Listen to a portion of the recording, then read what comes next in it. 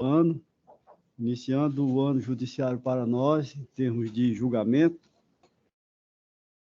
Desejar a todos, de logo, um feliz ano novo, aqueles que ainda não havia feito essa saudação, para que a gente comece a nossa sessão de julgamento de forma abençoada, pedindo, portanto, a invocação do Divino Espírito Santo. Submeto à aprovação a ata da sessão anterior. De acordo, presidente. Declaro aprovado. Nós temos um pedido de vista na sessão de hoje. Nossa sessão, ela hoje é composta de apenas 3 membros. Eu, a desembargadora Iraneide, o desembargador Luiz Evaldo, por conta das férias da nossa presidente, Tereza Neumann, e da nossa decana, a desembargadora Anaílde. Portanto, nossa sessão parece ser mais curta, considerando ter um número menor de partícipes, consequentemente de processos.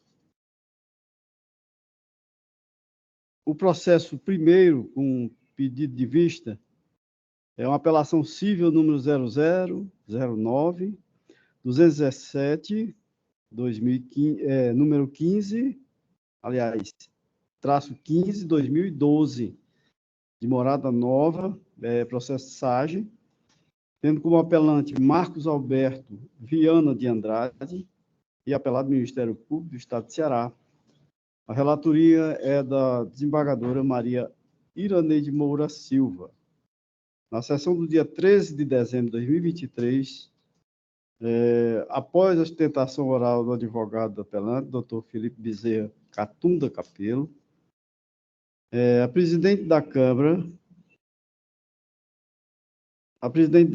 retornou a palavra à eminente relatora, desembargadora Maria Iraneide Moura Silva, que apresentou seu voto no sentido de conhecer do recurso de apelação civil para negar-lhe provimento.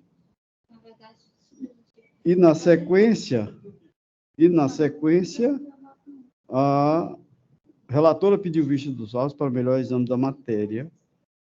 A composição da turma julgadora na oportunidade, desembargadora Maria Iraneide Moura Silva, relatora, desembargador Luiz Evaldo, desembargador Tereza Neumann, mas com o adiamento do julgamento e ausência da nossa presidente hoje, eu quero passar a palavra à eminente relatora para as suas considerações.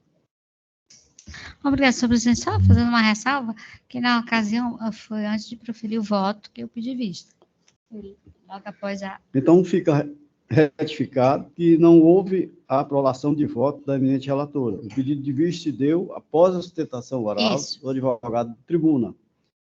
Então, nessa situação, eu passo a integrar a turma julgadora, já visto que naquela oportunidade não teve votação.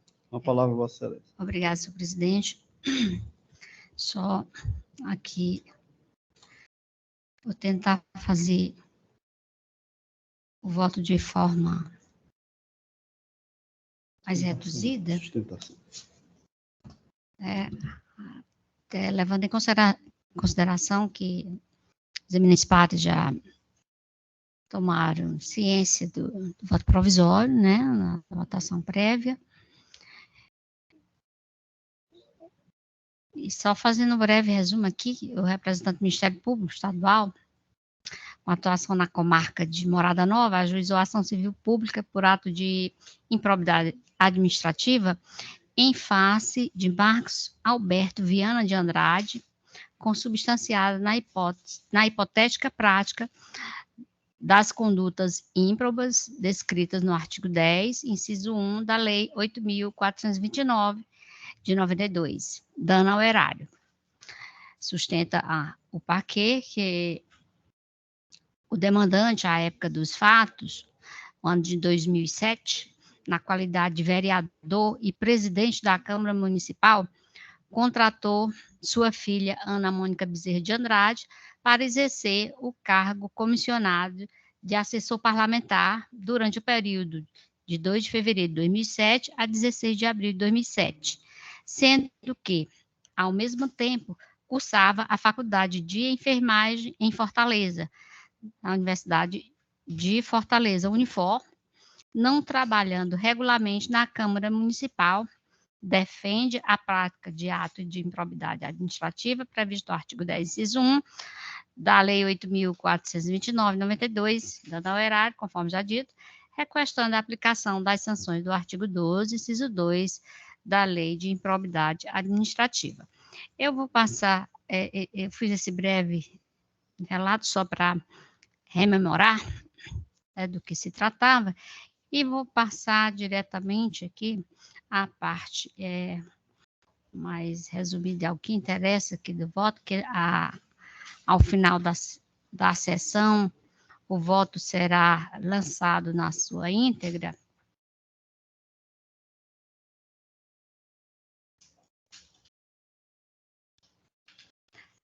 Dizendo que, antes, porém, impede enfrentar uma prejudicial de mérito alegada pelo apelante, que foi justamente o que me motivou a pedir vista da sessão passada, para fazer essa revisão no voto, conferir se de fato eu havia contemplado essa questão no voto. Sustenta o demandado que a petição inicial sequer indicou qual ato ímprobo o réu cometeu, conforme determina o artigo 17, parágrafo 6º, inciso 1, da Lei 8.429, de 92, modificada pela Lei 14.230, de 2021, competindo ao Ministério Público Estadual fazê-lo, porém não o fez, em que pese o juízo sentenciante ter oportunizado, tendo o juízo acor realizado tal tarefa, o que é vedado, havendo flagrante ilegalidade na sentença requestada, a extinção da lide sem resolução do mérito, ante a inexistência de individualização da conduta do promovido. Vejamos o interior do referido dispositivo. A ação para aplicação, o artigo 17, que diz que a ação para aplicação das sanções de que trata esta lei será proposta pelo Ministério Público e seguirá o procedimento comum previsto na Lei 3.105, de 16 de março de 2015, Código de Processo Civil, salvo disposto nesta lei. O inciso 1 diz, a parte que interessa, deverá individualizar a conduta do réu e apontar os elementos probatórios mínimos que demonstrem a ocorrência das hipóteses dos artigos 9º, 10º, 10 e 11 da lei e de sua autoria, salvo impossibilidade devidamente fundamentada. Com efeito, digo eu, a primeira parte do inciso 1 do parágrafo 6º, que eu li acima, do artigo 17 da LIA, exige do autor da ação de improbidade administrativa a individualização da conduta do réu, compreendendo-se como a exigência de narrativa de uma causa de pedir qualificada. Em toda e qualquer demanda, constitui ônus do demandante a exposição dos fatos e os fundamentos jurídicos de sua pretensão, de forma que, referido dispositivo, quando exige a tipificação da conduta do réu, nada mais faz do que explicar como se exige a descrição da causa de pedir na ação de improbidade administrativa. Aqui eu faço algumas citações doutrinárias nesse sentido, que eu vou poupá-los de lê-lo e passo adiante.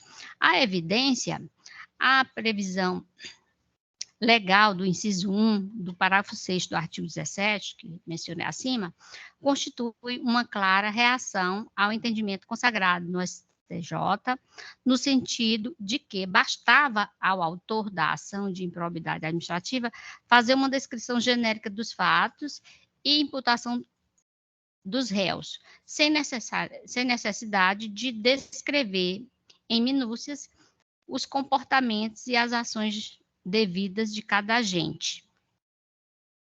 Referida exigência legal não mais admite a mera narrativa do ato ilícito sem que seja imputada exatamente com a participação de cada réu na sua prática. Nesse contexto, volvendo aos autos agora, notadamente a petição inicial de folhas 2 a 11, denota-se de forma clarividente que o órgão ministerial individualizou pormenorizadamente a conduta do réu, expondo os fatos e os fundamentos jurídicos de sua pretensão, explicitando expressamente a tipificação hipoteticamente perpetrada, a saber, no artigo 10, inciso 1 da LIA, consistente em dano ao erário, não havendo falar em adequação realizada pelo juiz sentenciante, inexistindo malferição ao inciso 1 do parágrafo 6 do artigo 17 da LIA. Pois bem, passemos ao caso. Sabe-se que a defesa do patrimônio público, pela incriminação de condutas que o atingem e que violam também outros valores a serem observados e preservados pelos administradores públicos e por particulares, é providência que o ordenamento jurídico pátrio buscou tutelar, tipificando sua inobservância de ato de improbidade administrativa, de maneira que, ordinariamente, é o artigo 37, parágrafo 4º da Magna Carta e a Lei 8.429 de 92, a base normativa disciplinadora dos atos ímprobos. Com efeito, o âmbito valorativo da improbidade administrativa ganhou corpo com a Constituição de 88, de sorte que a pretensão constitucional com vistas à preservação da moralidade administrativa merece atenção particular tanto do legislador como também do aplicador do preceito constitucional e legal, razão pela qual a inobservância da proscrição delineada na Carta Maior e na Lei de Improbidade Administrativa, de atos tipificados como ímprobos e seu respectivo sancionamento, cabem àquela que atua na esfera do Estado de modo geral e que no seu agir deve obediência à probidade, como também ao que deve aplicar ao agente da prática de ato de improbidade administrativa as sanções pertinentes, ou seja, o magistrado. A Lei 8.429, alterada pela Lei 14.230 de 2021, divide os atos de improbidade administrativa entre aqueles que importam em enriquecimento ilícito em razão do recebimento de vantagem patrimonial indevida mediante ato doloso, artigo 9º, e os que causam prejuízo ao erário por ação ou omissão dolosa, artigo 10º, e aqueles que atentam contra o princípio da administração pública através da ação ou omissão dolosa, violando os deveres de honestidade, parcialidade, legalidade e lealdade às instituições, artigo 11º. A evidência, uma inovação relevantíssima introduzida pela reforma da Lei de Improbidade Administrativa, foi a extinção da modalidade culposa, com a supressão da expressão culposa do artigo 10, passando a exigir dolo específico, mediante vontade livre e consciente de alcançar o resultado ilícito tipificado nos artigos 9º, 10 e 11 da referida lei, conforme estabelece os artigo 1º, parágrafos 1º e 2º da Lei 8.429/92. Portanto, doravante, as alterações promovidas pela LIA no exame do elemento subjetivo do tipo com vistas à caracterização do ato ímprobo, deve ser comprovado o dolo específico do agente em atingir o resultado ilícito. O Ministério Público Estadual sustenta na ação civil pública, que trata este processo, que o demandado, à época dos fatos, no ano de 2007, na qualidade de vereador e presidente da Câmara Municipal, contratou sua filha, Ana Mônica Bezerra de Andrade, para exercer o cargo comissionário de assessor parlamentar durante o período de 2 de fevereiro de 2007 a 16 de abril daquele mesmo ano. Alega ainda o órgão ministerial que, ao mesmo tempo, cursava a faculdade de enfermagem em Fortaleza, na Unifor, não trabalhando regularmente na Câmara Municipal, defendendo a prática de ato de improbidade administrativa prevista no artigo 10, inciso 1 da Lei 8.429/92, dano ao erário, requestando a aplicação das sanções do artigo 12, inciso 2 da lei. No que pertine ao ato ímprobo de dano ao erário,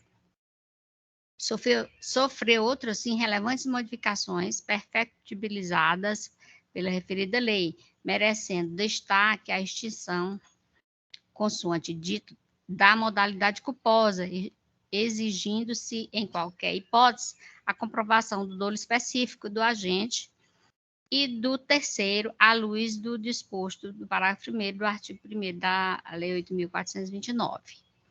Cumpre destacar uma segunda inovação do caput do artigo 10, relacionando-se com a inserção da exigência de efetiva e comprovada perda patrimonial, desvio, apropriação, abaratamento ou dilapidação dos bens ou haveres das entidades referidas no artigo 1º, afastando-se por completo a teoria do dano presumido ao erário. Portanto, doravante a configuração da improbidade por lesão ao erário exigirá a efetiva e comprovada perda patrimonial do ente público.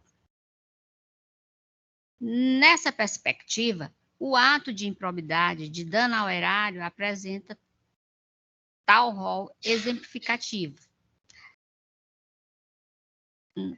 das condutas descritas no inciso, de sorte que, para a configuração de lesão ao erário, impede comprovar os seguintes requisitos: A, a efetiva e comprovada lesão ao erário; B, a conduta dolosa específica do agente público ou do terceiro; C, o nexo causal ou etiológico entre a lesão ao erário e a conduta dolosa específica do agente público ou do terceiro. Verifica-se do caderno processual que a filha do promovido, Ana Mônica Bezerra de Andrade, efetivamente fora indicada e nomeada para exercer o cargo em comissão de seu assessor parlamentar, lapso temporal de 2 de fevereiro, conforme já dito, 2007 a 16 de abril de 2007. Como também, no mesmo período, cursava a faculdade de enfermagem na Universidade de Fortaleza. Fatos incontroversos nos fólios. Desta feita, o ponto nevrálgico consiste em verificar se a filha do apelante efetivamente laborava, isto é, comparecia regularmente ao expediente junto à Câmara Municipal de Morada Nova, com vistas a desempenhar a função de assessor parlamentar, ou não, isto é, causando prejuízo aos cofres públicos, posto que percebia remuneração sem prestar serviço. Impende consignar que o juiz sentenciante determinou a expedição de ofício à unidade de ensino onde a filha do promovido cursava a faculdade de enfermagem em Fortaleza, obtendo informação de que a servidora encontrava-se frequentando normalmente as aulas. Aliando-se a isso, a própria servidora, ao ser ouvida na sede das promotorias de justiça, declarou que durante a semana vinha para a Morada Nova às sextas-feiras e retornava para Fortaleza segunda-feira, e que desempenhava suas funções nos finais de semana, participando de ações nos distritos e colégios do município. Na audiência de discussão, e julgamento, foram inquiridas testemunhas arroladas pelo apelante e apelante promovido, de sorte que percebe-se dos áudios constantes as folhas 813 a 826, inúmeras contrariedades perpetradas nos depoimentos, indo de encontro aos depoimentos carreados aos autos, como, por exemplo, a testemunha Raimundo Nonato, que asseverou que a senhora Ana Mônica estava na Câmara Municipal nas terças de manhã, quarta à tarde e quinta, quando ela própria afirmou que estava predominantemente nas sextas, sábados e domingos. Relevante destacar também, não obstante as testemunhas Raimundo Nonato Dias e Ana Freitas assegurarem que a senhora Ana Mônica tenha participado do projeto Ação Cidadã, sequer há comprovação de que este se deu todos os finais de semana, tampouco a participação dela em todos os eventos. Em caso, a meu sentir ver, afigura-se demasiadamente comprovado nos folhos a prática de ato ímprobo de lesão ao erário perpetrado pelo réu, encontrando-se, por conseguinte, presentes os requisitos da efetiva e comprovada lesão ao erário, na medida em que sua filha exercia o cargo comissionado sem efetivamente prestar o serviço à Câmara Municipal. Verifica-se também a conduta dolosa específica do recorrente, porquanto era sabedor da situação de sua assessora parlamentar, auferindo remuneração do cargo comissionado sem prestar serviço, encontrando-se aqui presente o pressuposto da vontade livre e consciente, elemento subjetivo do dolo específico. Por fim, porém, não menos relevante, configura patente o requisito do nexo causal ou etiológico entre a lesão ao erário e a conduta dolosa específica do agente público ou do terceiro. Desta feita, a conduta infligida ao promovido apelante preenche os requisitos com vistas à caracterização do ato de improbidade consciente em dano ao erário, artigo 10, inciso 1, da Lei 8.429, de 1992, na medida em que facilitou ou concorreu para a indevida incorporação ao patrimônio particular de pessoa física de verbas integrantes do acervo patrimonial municipal. Por essa razão, senhor presidente, conheço da apelação civil, mas para negar-lhe provimento, ratificando o édito sentencial, conforme disciplinado da Lei 7.347, de 85, artigo 18, a jurisprudência do STJ, incabível a condenação da parte ré em honorários advocatícios de sucumbência quando a ação civil pública for proposta pelo Ministério Público. É como voto, senhor presidente, de forma assim mais resumida aqui que eu optei por ler este voto. Muito obrigado, desembargadora Iraneide. Desembargador Luiz Evaldo, como vota, Vossa Excelência? Presidente, eu vou manter o meu voto provisório, acompanhando a eminente relatora. Muito obrigado, desembargador Evaldo. Bom, nessa condição, eu também voto e confirmo o voto provisório anteriormente exarado do sistema, acompanhando a eminente relatora, porque o voto de Sua Excelência está ancorado na nítida prova carreada aos autos, a caracterizar, portanto, o ato de improbidade. O julgamento está encerrado por decisão unânime, conhecer da apelação e negar-lhe provimento. O próximo processo com pedido de vista, ele não poderá ser apreciado hoje, por ausência da eminente relatora, desembargadora Tereza Cineu Duarte Chaves, portanto, fica adiado para a próxima sessão desimpedida. Na sequência, nós temos processos com pedido de sustentação oral. São 3 processos, aqui pela ordem de solicitação. O primeiro deles é de relatoria do eminente desembargador Luiz Evaldo Gonçalves Leite. 1.31 da pauta, apelação em remessa, número 0005-97282-2019. Polo ativo, Estado de Ceará, polo passivo, Luiz Carlos Mendes de Vasconcelos.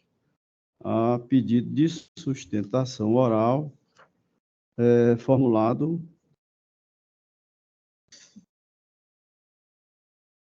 Doutor Francisco José Mendes, está em sala? Estou sim, doutor.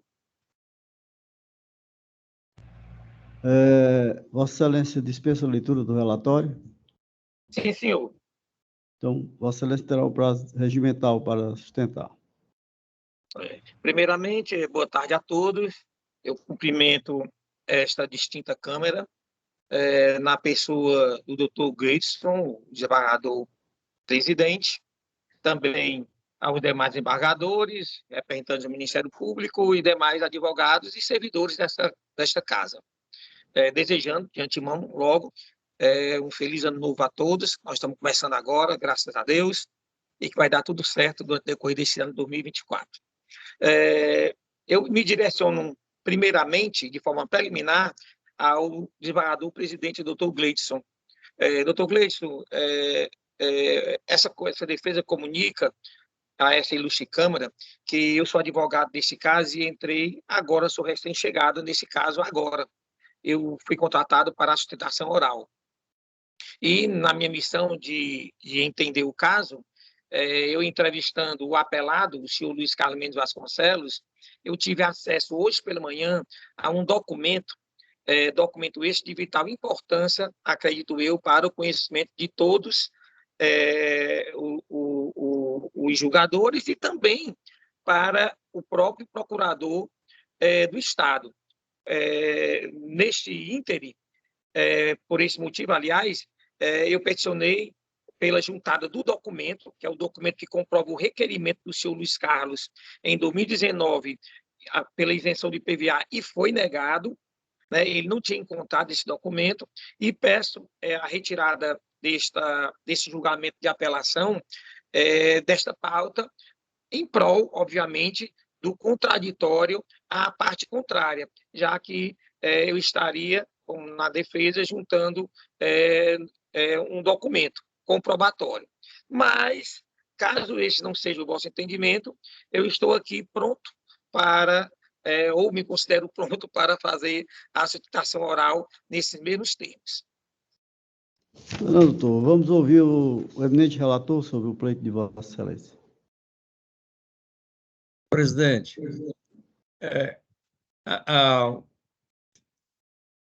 a manifestação do advogado realmente não me parece que não tem como apreciá-la assim de imediato, porque está sendo feita essa juntada hoje, me parece, né, doutor Vasconcelos? Isso mesmo, porque eu tive acesso a esse documento hoje, doutor. Porque está ingressando nos autos agora. A minha sugestão, desembargador presidente, não tenho nenhuma objeção em adiar para a próxima sessão, mas ele poderia, o advogado, fazer logo a sustentação oral, porque até por uma questão de economia, tempo e processual. Pois não, eu acredito que possa até ser evitada a sustentação, dependendo do conteúdo desse documento, poderia ser uma decisão monocrática. Então, eu acho mais prudente a gente adiar o julgamento, para que Vossa Excelência possa examiná-lo, e, se for o caso, fica já designada a sessão próxima para o doutor Vasconcelos fazer a sustentação. Tudo bem, presidente. Então, De acordo. tirado de mesa. Fica Tirado de adiado mesa. para a próxima sessão. Ok, doutor Vasconcelos? Então, posso fazer a citação oral? A sustentação oral, Vossa Excelência fará oportunamente. Fica adiado o julgamento. Está ótimo. Eu agradeço. De nada, doutor. Boa tarde a todos. Bom serviço. O segundo processo é da relatoria da eminente desembargadora Maria Iraneide Moura Silva. 5.20 da pauta, apelação civil 0200-101, 81/2023. Apelante, Dayana Carlos Rodrigues, apelado município de Jaguaribara. Advogado, doutor Paulo Vitor Farias Pinheiro. Encontra-se em sala? Sim, doutor. Me encontro em sala. Boa tarde, doutor Paulo. Tudo bem? Tudo bem, graças a Deus. E o senhor, como Vossa está? Excelência dispensa a leitura do relatório? Dispenso. Fica designado um prazo de 15 minutos para que Vossa Excelência faça a sustentação oral. Muito obrigado, senhor presidente. Eu agradeço a oportunidade de falar ao colegiado, sempre uma grande satisfação. Registro aqui os meus cumprimentos ao excelentíssimo senhor doutor desembargador Francisco Gleidson Pontes, na qualidade de presidente do feito, meus cumprimentos. Eminente desembargadora doutora Maria Iraneide Moura Silva, que funciona na relatoria do feito, meus cordiais cumprimentos. Excelentíssimo senhor doutor desembargador Luiz Evaldo Gonçalves Leite, meus cumprimentos. Meus cumprimentos também à doutora Francisca Idelária Pinheiro Linhares, representante da Procuradoria de Justiça. Aos serventuários e aos colegas advogados, meus cumprimentos. Vossas Excelências, trata-se de apelação civil interposta por Daiane Carlos Rodrigues contra sentença de páginas 278 a 281, exarada pela juíza de direito da Vara Única da Comarca de Jaguaretama, que denegou a segurança requestada na presente ação mandamental, impetrada em desfavor do prefeito do município de Jaguaribara, objetivando a desclassificação do candidato aprovado na primeira colocação por descumprimento das exigências editalícias do processo seletivo 001 de 2022 e violação do artigo 6º, inciso 1º da Lei 11.350 de 2006, lei essa que regulamenta as atividades de agente comunitário de saúde e de agente de combate às endemias, destinado ao preenchimento de vagas para agente comunitário de saúde daquele município. Como é disso, para que seja aprovado em concurso público, o candidato deve necessariamente preencher os requisitos mínimos previstos no edital, que ficam a critério da administração. A exigência editalícias contidas no processo seletivo 001 de 2022, especificamente no artigo 2º, a linha E, está em perfeita sintonia com a Lei 11.350 de 2006, que regulamenta o parágrafo 5º do artigo 198 da Constituição Federal e prevê que o agente comunitário de saúde deve residir na área da comunidade que atuar, desde a data da publicação do edital do processo seletivo público. Contudo, no artigo 2º, a linha N, a administração ela foi além do candidato ter o dever esse, que é uma imposição, uma obrigação do candidato em residir na comunidade. A administração ela foi além. Ela disse que, além de residir, os documentos somente aceitos pela administração municipal, caso seja verificada a compatibilidade com os documentos apresentados pelo candidato no domicílio eleitoral. Ou seja, além da imposição de residir na comunidade na qual o candidato irá atuar, certo? Tem que estar alinhado esses documentos apresentados aos documentos também do domicílio eleitoral. Assim, o questionamento nuclear é se o primeiro candidato estaria ou não residindo no município de Jaguaribara no dia 26 de outubro de 2022, data essa da publicação do edital. E a resposta é simples: ele não residia no município de Jaguaribara. O conjunto probatório encostados aos autos da ação mandamental é robusto e suficiente para afirmar no julgador a certeza de que, verdadeiramente, o primeiro colocado no concurso não residia no município de Jaguaribara. Exemplo, folhas 271 a 272, o termo de rescisão de contrato do trabalho emitido pela empresa empregadora, consta a informação de que o vínculo empregatício do primeiro candidato é de data de admissão, 22/10/2021, até 2 de janeiro de 2023, data posterior à publicação do edital. E lá consta também o endereço do candidato residente no município de Pau dos Ferros, Rio Grande do Norte. Folhas 257 a 268. Folhas de ponto laboral dos meses de julho, agosto, setembro, outubro, novembro e dezembro, ambos de 2022. Lá consta que o candidato trabalhava presencialmente no call center da filial Brisanet, em Pau dos Ferros. Folhas de número 207. A certidão eleitoral emitida pelo Tribunal Superior Eleitoral, deixo aqui claro que esse documento ele foi juntado pelo próprio município, somente reconhece o domicílio do candidato no município de Jaguaribara no dia 18/4/2023, data essa posterior à publicação do edital. Folhas de número 244. O título de eleitor do candidato, do primeiro colocado, reitero, juntado pelo próprio município nos autos, somente reconhece o domicílio do candidato no município de Jaguaribara no dia 18/4/2023. Mais uma vez, data posterior à publicação do edital do processo seletivo. Folhas 269. O registro do CREA, Conselho Regional de Engenharia e Agronomia do Rio Grande do Norte. Em cada estado, há um CREA como representante e o engenheiro somente consegue emitir ART junto ao CREA onde está registrado. Para emitir ARTs em outros estados, o engenheiro ele deve registrar o CREA daquele estado. Portanto, se você pretende exercer as atividades fora do estado na qual expediu o seu registro, você será obrigado a solicitar o visto. Faço aqui um comparativo com o advogado. Caso esse advogado que vos fala venha a atuar em outro estado, eu não falo na quantidade de processo, mas caso venha a atuar em outro estado, eu necessito ter a certidão, a carteirinha da OAB, a carteira da OAB suplementar. O requisito principal da carteira suplementar da OAB exige-se que eu tenha uma carteira principal.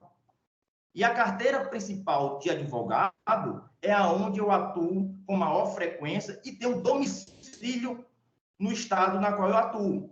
Como engenheiro não é diferente. Contudo, para que o engenheiro ele venha atuar em outro estado federativo, ele tem que ter o visto comparado a suplementar do advogado. Então, no caso, em tela, no caso dos autos, o candidato primeiro colocado, o senhor Adriano de Araújo Aires, ele tinha como registro principal do CREA junto ao estado do Rio Grande do Norte. E para que ele tenha o registro do CREA principal junto ao estado do Rio Grande do Norte, ele juntou o comprovante de residência residindo naquele estado.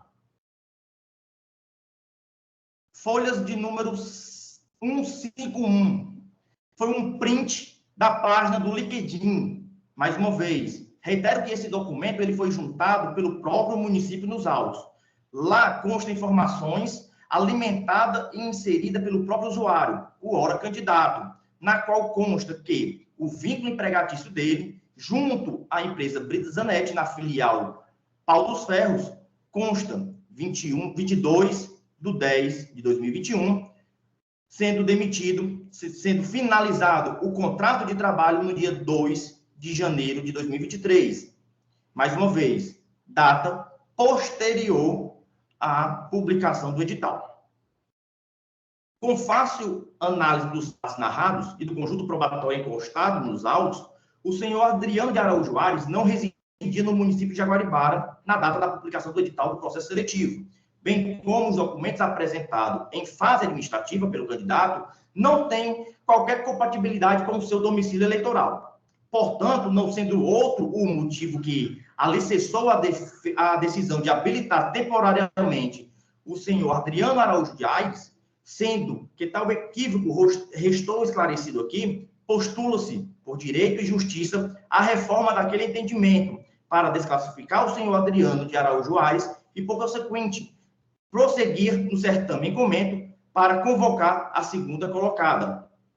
Para concluir e seguindo para os requerimentos finais, ante todo o exposto e considerando que o senhor Adriano de Araújo Aires incidiu no descumprimento das exigências editalícias do processo seletivo 001 de 2022, especificadamente no artigo 2º, a linha N, e violação do artigo 6º, inciso 1º, da Lei 11.350 de 2006, requer que seja desclassificado da seleção e que a apelante seja convocada, sendo assim reformada a sentença para julgar procedente a presente demanda.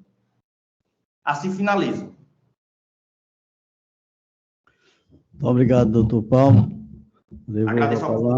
Devolvo a palavra à eminente relatora. Obrigado, senhor presidente. Meus cumprimentos também ao nobre advogado. E passo aqui, senhor presidente, também, resumidamente, as minhas considerações sobre o voto deste processo. Conforme ficou bem esclarecido que nas razões de sustentação da obra advogada, esse processo foi intentado pela senhora Dayana Carlos Rodrigues contra o município de Jaguaribara, na ação mandamental, né, com vistas à desclassificação do candidato Adriano Aires, né, segundo colocado no concurso público, melhor dizendo, primeiro colocado no concurso público, a Dayana foi a segunda colocada, então, só para contextualizar. Então, ela, com essa ação mandamental, ela pleiteia essa desclassificação por entender que o candidato aprovado em primeiro lugar não preencheu os requisitos, né, do edital do concurso que era residido no município. No entanto, também vale lembrar que os requisitos específicos da ação mandamental está a comprovação mediante prova pré-constituída do direito subjetivo, líquido e certo do impetrante. Então, atendo a esses requisitos, a impetrante, ela não cumpriu esses requisitos da prova pré-constituída, né? Não demonstrou o descumprimento da exigência editalícia por parte do candidato aprovado na primeira colocação, ou seja, que este não residia na micro-região para o qual se inscreveu no certame, né? E no caso do mandado de segurança, não comporta dilação probatória, sem a prova pré-constituída do direito que deve revestir-se de certeza e liquidez em legítima tutela mandamental a ser assegurada. Então, resumidamente, nesse resumo da proposta de ementa, recurso conhecido e desprovido, sentença mantida em consonância com o parecer ministerial. É como voto, senhor presidente. Muito obrigado, desembargador Iraneide. Como vota o eminente desembargador Luiz Evaldo? Também cumprimento o nobre advogado, doutor Paulo Victor, mas eu vou manter o meu voto provisório, presidente, confirmando o acompanhamento da eminente relatora. Muito obrigado, desembargador Evaldo. Também confirmo o voto provisório, acompanhando a eminente relatora. O julgamento está concluído. Recurso conhecido e não provido, em decisão unânime. Julgamento encerrado. Temos mais um processo com sustentação oral, processo da minha relatoria, 1.9 da pauta, apelação civil 00-02820-46/2019, polo ativo João da Cunha Silva, polo passivo município Trairi. Há pedido de sustentação oral pelo doutor Carlos Jean Santos de Souza, procurador do município. Está presente?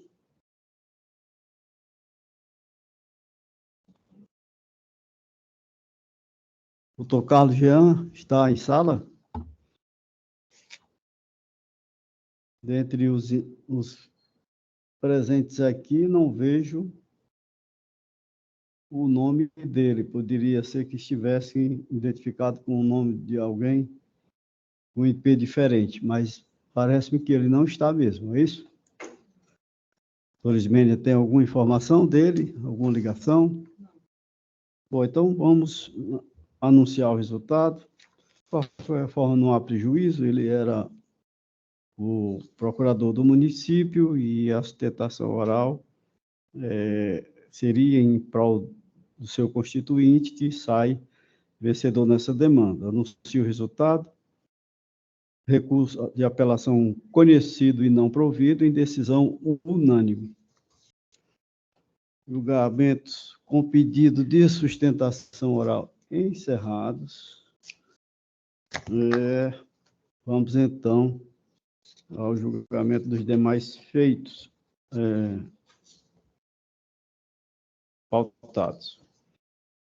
Desembargadora Maria Iraneide, como vota Vossa Excelência em relação aos demais processos? Senhor presidente, eu ratifico todos os votos por mim proferido na qualidade de relatora e vogal, inclusive nos processos extra-pauta, dos dois sistemas, SAGE e PJE. Muito obrigado, desembargadora Iraneide. Desembargador Luiz Avaldo. Pois não, presidente. Eu também ratifico os processos da minha relatoria, assim como proferi votos para vogal, ambos os sistemas, pautados, e temos 2 extra-pautas. Só aquela observação do processo que estou retirando de mesa para a próxima sessão desimpedida. Perfeito. Eu também, na condição de relator e vogal, ratifico os votos que proferi provisoriamente nesta sessão. Doutor Idelari está presente na sessão? Eu não estou visualizando. Está sem áudio?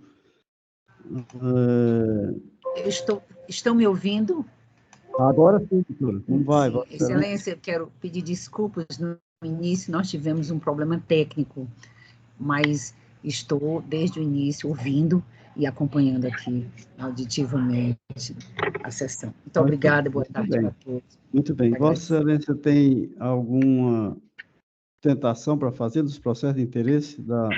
Não, Excelência, eu já os examinei, trata-se de apenas duas situações, uma delas indenização por danos morais, e não há motivo para que eu não ratifique, não encontrei razões para não ratificar, né, as razões apresentadas. Muito obrigado. Pelo Ministério Doutora Público. Disse, em nome da Defensoria Pública, há algum interesse nos processos?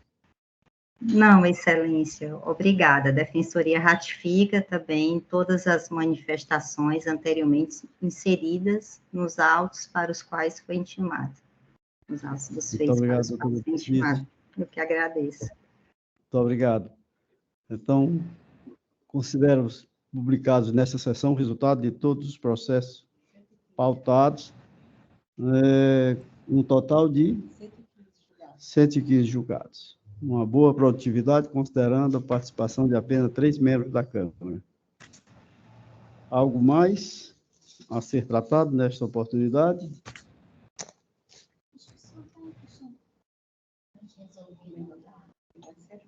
A gente faz após o encerramento.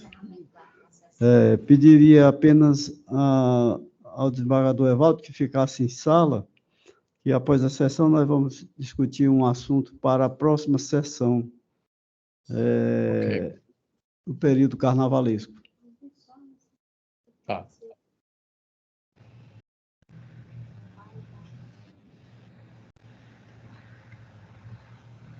Faça aí, por favor, o registro.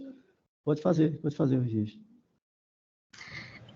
Eu só queria, antes de encerrar aqui a sessão,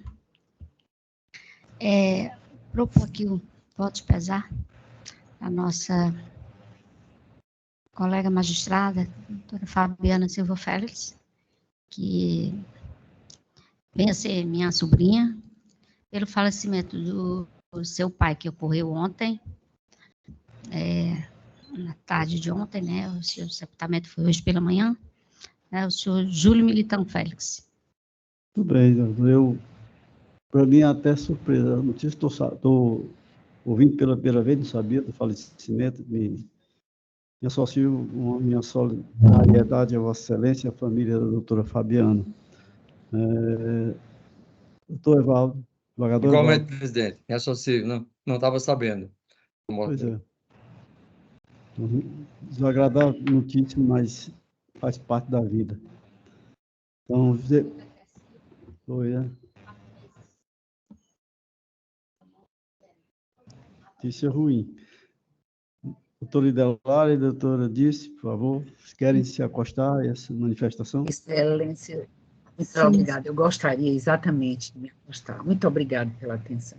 Gostava, Obrigada, a pesar. Defensoria se acosta também, com certeza. Então, será encaminhada à família nossa solidariedade por escrito. Sim. Bom, não havendo mais nada a tratar, declaro encerrada a sessão.